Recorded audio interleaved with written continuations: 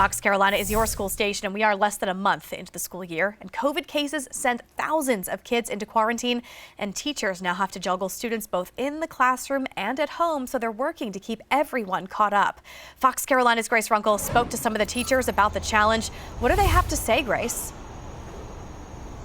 Well, 2,300 students started this week in quarantine in Greenville County schools, and for most of them, they could be out of the classroom for up to 10 days. And that has parents and teachers worried because a lot of the students who have already been struggling, they worry they're just going to keep falling further behind.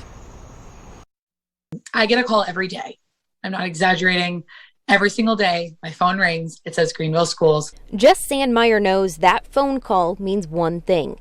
There's another COVID-19 case at her child's school. The only question is, will her student have to quarantine? And it's just really stressful because it's literally day to day.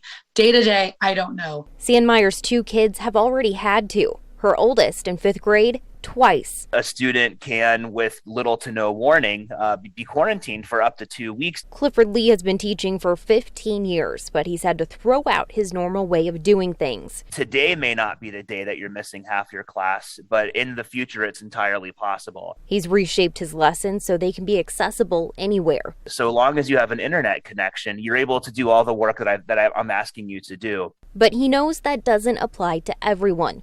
So while some students are getting used to the back and forth, others keep falling behind.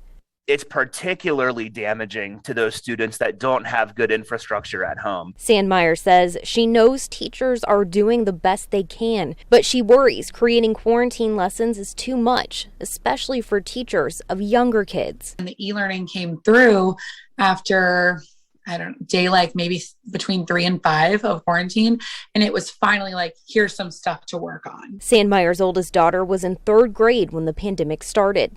A year and a half later, the mom says that hasn't changed. I don't know what to do, but she's definitely not ready for 5th or 6th or even 4th. And it's heartbreaking. And I can only get her so far, but I don't know.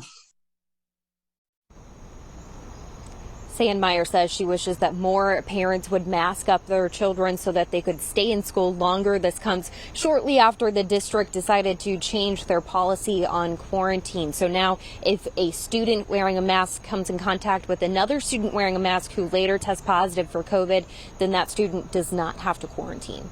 Margaret Ann.